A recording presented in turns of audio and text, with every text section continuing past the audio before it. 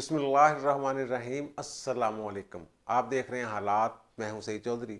साबिक वज़ीर आज़म इमरान खान साहब के गिरद घेरा जो है वो बड़ा तेज़ी के साथ तंग हो रहा है। कुछ मामला, कुछ आइनी माहरीन या माहरीन जो हैं, जो सियासी माहरीन हैं, उनका ख्याल ये है कि इमरान खान साहब की नाअहली का बंदोबस्त किया जा रहा है 62(1)(f के तहत। और वो कैसे नाअहली होगी, कैसे हो सकती है, कौन से केस हैं जिनकी बुनियाद पर इमरान खान जो है वो सियासत से आउट हो जाएंगे। सियासत से तो आउट नहीं होंगे, इसी तरह हो जाएंगे जैसे नवाज शरीफ है, यानी कि वो जमहूरी सियासत या पार्लिमानी सियासत से आउट हो जाएंगे। इस तरह की कुछ बातें हो रही हैं और फिर उनके बयानिया की जो हवा है वो खुद ही उनकी अपनी पार्टी के लोग निकाल रहे हैं। और फिर हुकूमत, ज़ाहिर हुकूमत का तो काम ही है कि अपोजिशन के बयानिया को ज़ाहिर ख़त्म करना। और फिर हमजा शहबाज का हलफ जो है वो लटका हुआ है। आज लाहौर हाई कोर्ट में मामला गया, कल पर चला गया, वो क्या होगा, हलफ उठा पाएंगे नहीं उठा पाएंगे। उस्मान बाज़ार वाला जो इशू है, जो एडवोकेट जनरल पंजाब ने तहरीरी अपनी राय दी थी कानूनी गवर्नर को कि जनाब वो तो उस्मान बाज़ार का जो इस्तीफ़ा है वो मंजूर ही नहीं हुआ, उसके हवाले से अदालत क्या सोच रही है, जो ऑब्जर्वेशन हैं अदालत की, उसकी रोशनी में मैं जिक्र करूँगा। और फिर मरीम नवाज़ बाहर जाना चाहती हैं उम्रा के लिए, हो सकता है वाला साहब से मिलने लंदन भी चली जाएं। उनका पासपोर्ट जो है वो उन्होंने सरेंडर किया हुआ है लाहौर हाई कोर्ट में। और उस केस की बड़ी दिलचस्प तारीख है, हिस्ट्री है। यानी वो ऐसे केस में उनका पासपोर्ट जो है वो अदालत की तहवील में है लाहौर हाई कोर्ट में, जिस केस का वजूद ही नहीं है। ये बड़ा दिलचस्प वाक़या है, मैं आपको ये गोश गुजार करता हूँ। लेकिन इससे पहले मैं जिक्र करूँगा कल जो मुलाकात हुई, कल मैं भी इलाग नहीं कर सका था। कल जो मुलाकात हुई है आरिफ अलवी सदर पाकिस्तान और वज़ीर आज़म शहबाज शरीफ की, पहली मुलाकात थी। और ख्याल ये था कि शायद बर्फ़ पिघल जाए, कुछ हो जाए, कोई बेहतरी हो जाए। लेकिन लग ये रहा है कि वो मीटिंग जो थी वो कोई ज़्यादा खुशगवार मूड में या माहौल में नहीं हुई। सिर्फ यही बयानिया या एलामिया जारी हुआ है कि जनाब सियासी और माशी जो सूरत हाल है मुल्क की, इस पर गुफ्तगू हुई। वो 15, 16, 17 मिनट मुख्तलफ हैं, 15 से 17 मिनट के दरमियान वो मीटिंग थी मुख्तसर सी। उसमें क्या सियासी सूरत हाल डिस्कस होनी है और क्या माशी सूरत हाल डिस्कस होनी है, वहाँ वो एजेंडा ही नहीं था इस मुलाकात का। अब इतला ये है कि सदर मुमलकत साहब जो हैं, जिनके बारे में बड़ा ये ख्याल किया जाता है कि जनाब वो बड़े नस्तालिक किस्म के इंसान हैं, रख रखाव वाले हैं, सोबर आदमी हैं, उन्होंने इतला ये है कि शहबाज शरीफ को मुबारकबाद भी नहीं दी, जो एक रवायती तरीक़ाकार होता है सदर मुमलकत का, कि उन्होंने नए वज़ीर आज़म को, आने वाले को मुबारकबाद देना होती है। इतला ये है कि मुबारकबाद नहीं दी गई। अगर दी भी गई है तो ऐसे अंदाज में कि वो मुबारकबाद नहीं समझा जाएगा उसको, कि आओ जी, ये तो कोई इस तरह ये जो होता है बात, ये कोई मुबारकबाद नहीं, आओ जी वज़ीर आज़म साहब, ये कोई मुबारकबाद नहीं होती। और फिर ये वो जो ज़ाहिर है इर्द गिर्द लोग हैं वो देखते हैं इस माहौल को कि जनाब अंदर माहौल कैसा है, टेंस है नहीं है। ख्याल ये था कि इस मुलाकात के नतीजे में जो समरी गई है गवर्नर पंजाब के को हटाने की, जो पीटीआई के उमर सरफराज चीमा साहब हैं, तो शायद उसके बाद सदर साहब उस पर साइन सुन कर दें, भेज दें। वो कुछ दोस्त कह रहे थे वो समरी साथ में, मैंने कहा यार ऐसे नहीं होता, वो वज़ीर आज़म है, उनको उन्होंने भी मूड देखना है, वो खुद समरी लेके थोड़ा जाएंगे जनाब ये मेरी फाइल है इस पर साइन कर दे। वो अगर के हेड ऑफ़ द स्टेट सदर ही है, लेकिन वो वज़ीर आज़म चीफ एग्जीक्यूटिव जो है इस मुल्क के, वो वज़ीर आज़म है, ऐसे नहीं होता। मैंने कहा बहरहाल वहाँ एक तो मुबारकबाद नहीं हुई, दूसरा उन्होंने उनको ये बताया, शहबाज शरीफ साहब ने, उनका लहजा कोई इतना नरम नहीं था। अगर कि उन्होंने कोशिश की कि बर्फ़ पिघले, लेकिन उनका जो लबो लहजा था वो उस तरह सदर और वज़ीर आज़म के दरमियान जिस तरह रवाबत होते हैं, बेशक वर्किंग रिलेशनशिप ही हो, उस तरह का भी कहते हैं माहौल नहीं था।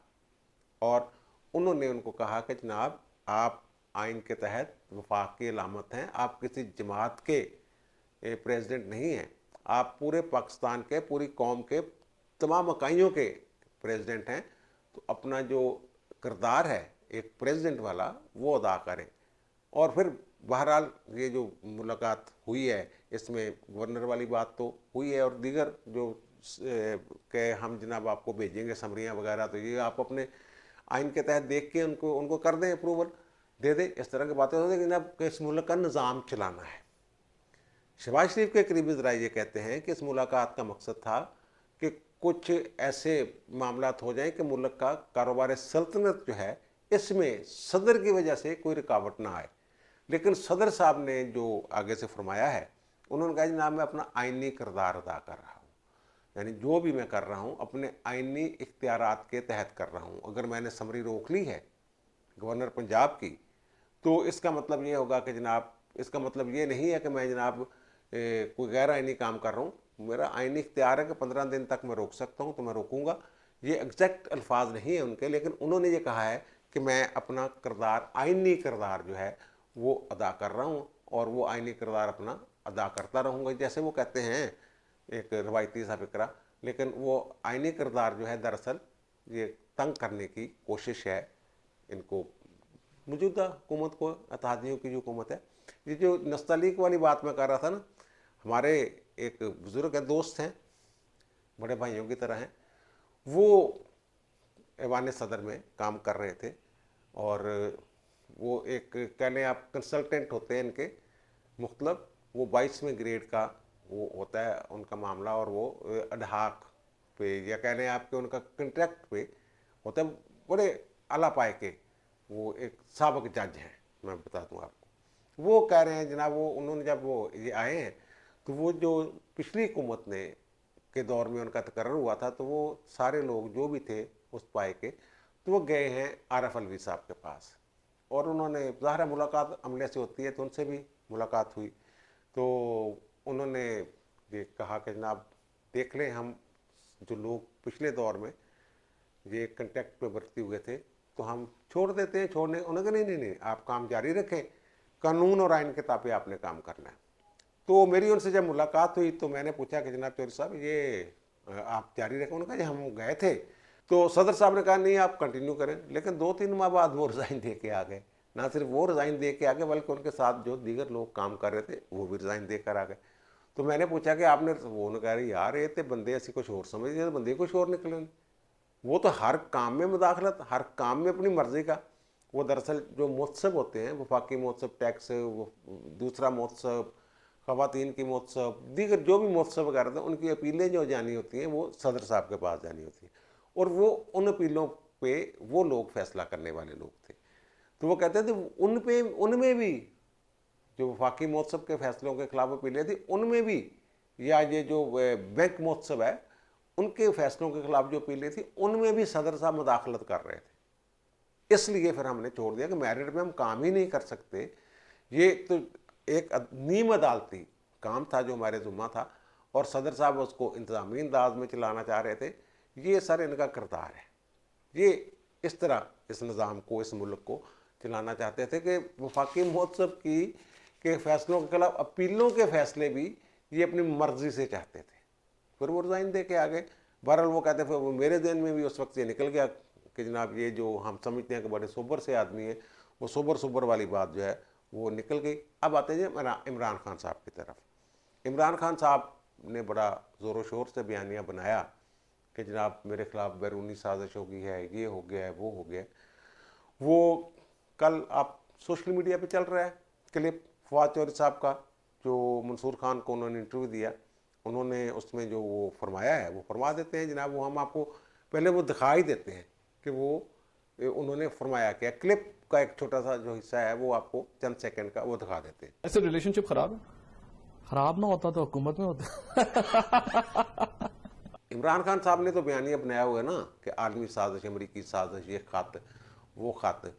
लेकिन वो कल मुलाकात भी की है उन्होंने, जो अमरीकी वफद था।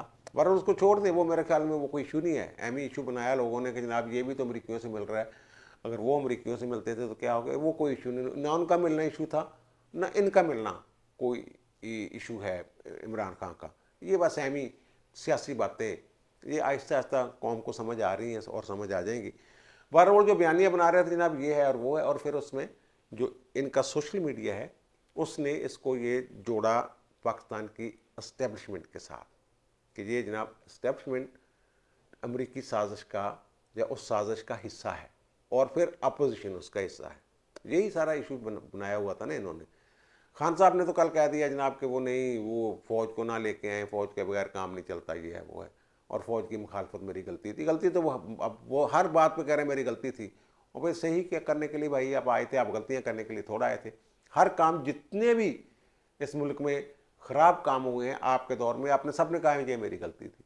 और भाई पे सही क्या करना था, मैशियत में ये करना मेरी गलती थी, बुजदार को उठाना मेरी गलती थी, फ़ौज के साथ पंगा लेना मेरी गलती थी, फलां मेरी गलती थी। अच्छा खैर बहरहाल इसको उससे जोड़ते हैं, जो भी करते हैं वो।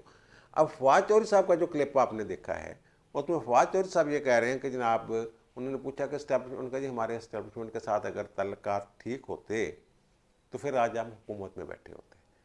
उनका कहना ये है, उन्होंने इल्ज़ाम धरा है एस्टैब्लिशमेंट पे, और उन्होंने ये भी कहा कि हमने कोशिश की, बहुत कोशिश की, मैंने भी कोशिश की कि ये किसी तरीके से मामला ठीक हो जाए एस्टैब्लिशमेंट के साथ। और वो उन्होंने वो शेर उड़ी पड़ा कि जनाब को वतनी हादसा एकदम नहीं होता, वक्त करता है परवरिश वर्षों, हादसा एकदम नहीं होता। तो वो कहते हैं ये पुराना, वो उसने भी बताया कि चंद माह को अक्टूबर से मामला शुरू हुआ।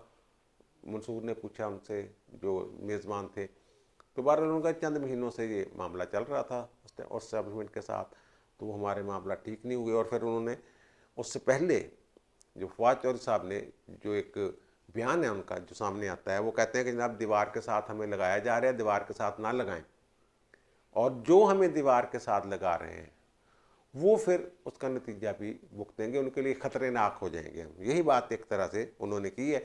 और कहा जो सड़कों पे अभी खून खराबा नहीं हो रहा उसकी वजह यह है कि इमरान खान और पीटीआई ने सब्र किया हुआ है। अगर हमें दीवार के साथ लगाया गया और हमें तंग करना मना ना हुआ, रुका ना, तो फिर हम पता नहीं क्या कर देंगे। ये हुकूमत तो कुछ कर नहीं रही। हुकूमत ने तो इमरान खान की सिक्योरिटी जो है उसकी मर्ज़ी के मुताबिक फुल प्रूफ सिक्योरिटी, उन्होंने कहा जी, राणा साहब को कहा है, राणा सनाउल्लाह को, वज़ीर दाखिला को, शहबाज शरीफ ने कि जनाब इनको उनके मुताबिक दें सिक्योरिटी, जो वो इनका प्रोटोकॉल बनता है दें, ये क्या मसला है, ये हम तो नहीं। तो वो खून खराबे की बात कर रहे हैं सड़कों पर और कह रहे हैं कि जनाब इमरान खान का सब्र है जिसकी वजह से ये काम जो है वो रुका हुआ है और ये हो गया और वो हो गया।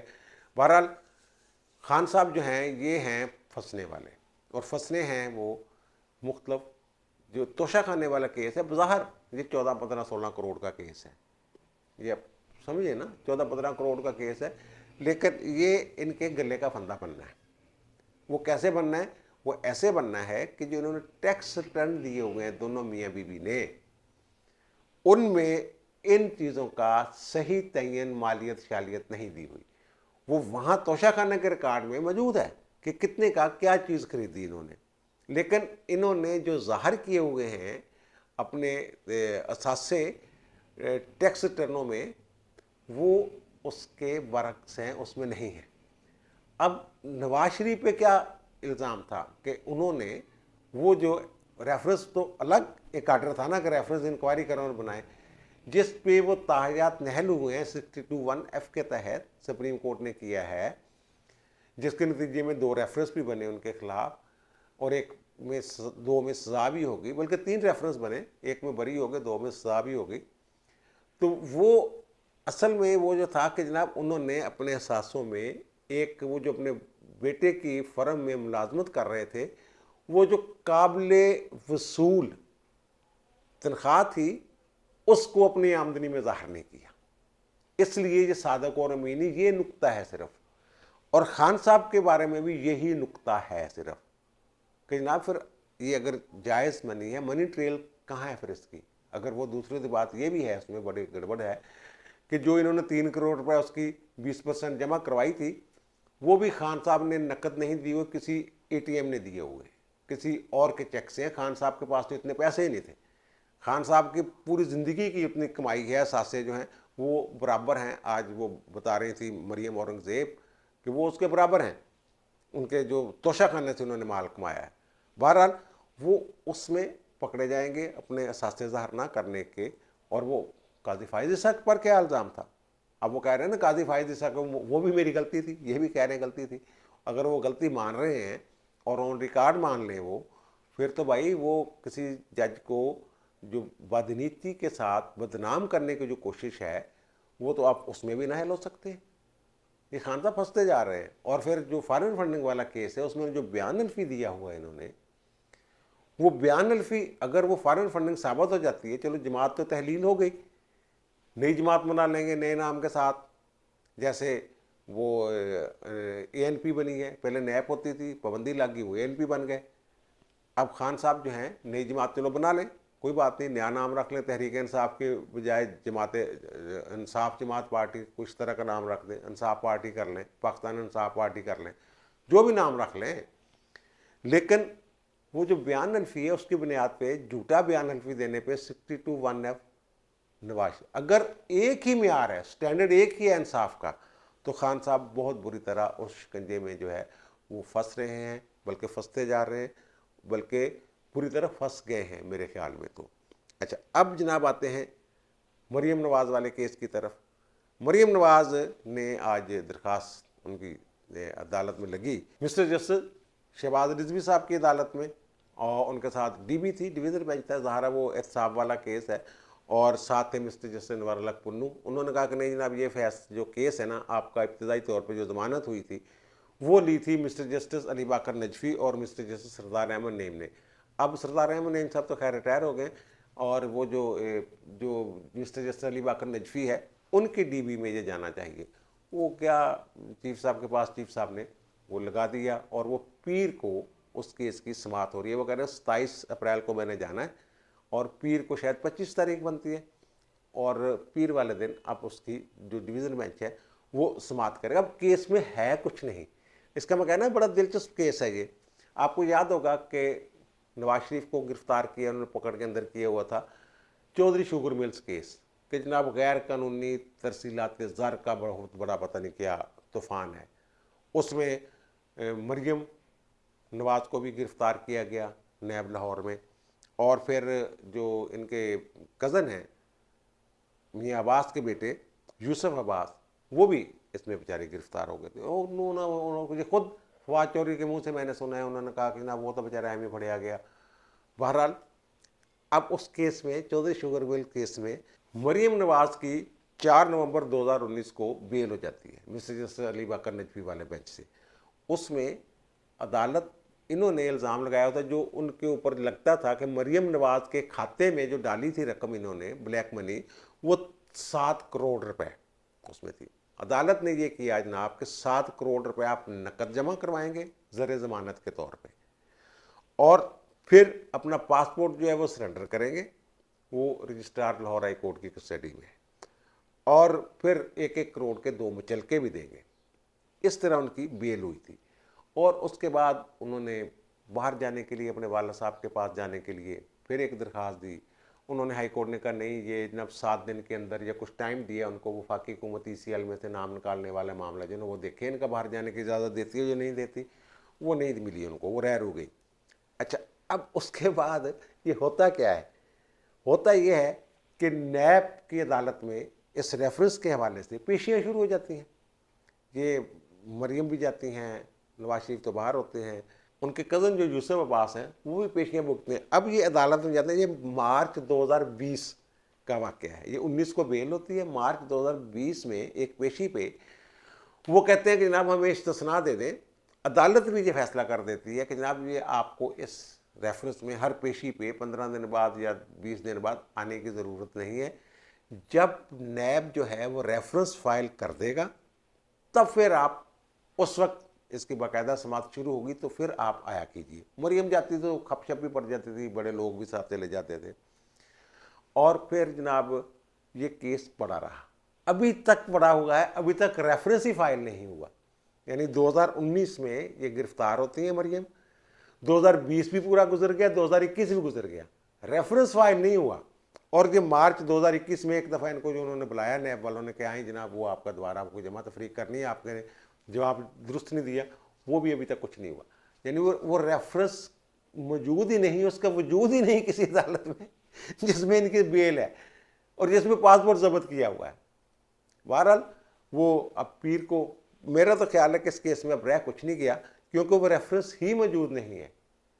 वो अपील जो पेंडिंग है इनकी एवन फील्ड रेफरेंस वाली, जिसमें मियाँ साहब को सज़ा हुई है और इसको इनको सज़ा हुई है, वो एक अलग चीज़ है। इसमें कुछ भी नहीं है केस में।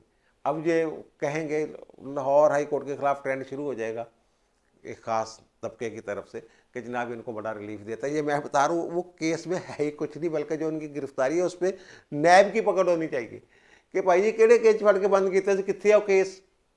चौधरी शुगर मेला ला नजायज़ तेरे से ब्लैक मनी, वो हर एक मनी लॉन्ड्रिंग, हर केस ਦੇ ਵਿੱਚ मनी लॉन्ड्रिंग पाई हुई है, वो कुछ भी नहीं बने ਉਹਦੇ निकले कुछ नहीं। वो तरीके तक मैंने बता दिए आपको जनाब कब क्या हुआ, वो रेफरेंस ही नहीं है, कहीं भी रेफरेंस नहीं, वजूद ही कोई नहीं उसका। अच्छा, अब हमजा शहबाज वाली बात कि हमजा शहबाज अचकन पहनेंगे नहीं पहनेंगे, उस्मान बुज़दार घर जाएगा या नहीं जाएगा, इसका खुलासा, इसकी तफसीलात मैं अगले व्लॉग में बयान कर दूंगा क्योंकि वो टाइम बड़ा हो गया है। लेकिन यह है कि हमजा के लिए अच्छी खबर ही है, ये मैं बता रहा हूँ। और फिर अदालत का जो मूड है उस पर भी अगले व्लॉग में हम डिस्कशन कर लेंगे। हमजा शहबाज के बारे में मैं कह रहा हूँ कि अच्छी खबर है। और ये जिन्होंने 4-5 दिन डिले किया है ना दरख्वास्त अदालत में जाने में, फिर एतराज़ात लगवा लिए, फिर गई तो फिर गई, उसकी वजह ये थी कि ये इनका ख्याल था कि शहबाज शरीफ की जब मुलाकात होगी सदर के साथ उसके बाद ये मामला गवर्नर वाला हल हो जाएगा, ये अदालत में जाने की ज़रूरत नहीं पड़ेगी। अदालत को मुदाखलत करने का वो कहते हैं कि वो नहीं मौका देना चाहिए था।